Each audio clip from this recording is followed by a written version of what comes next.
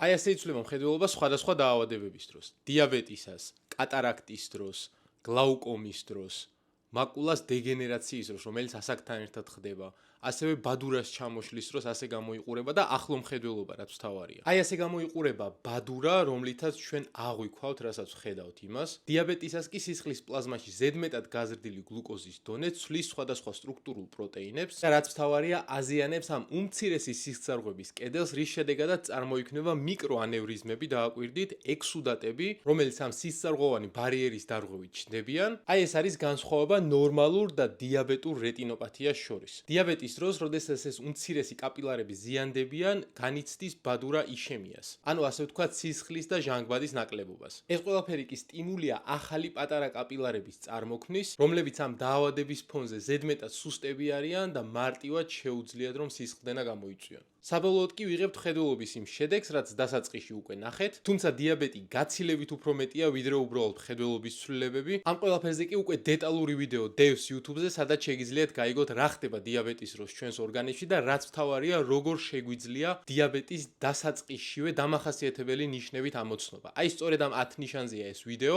ამიტომ გადადით ჩემს YouTube არხზე და უყურეთ.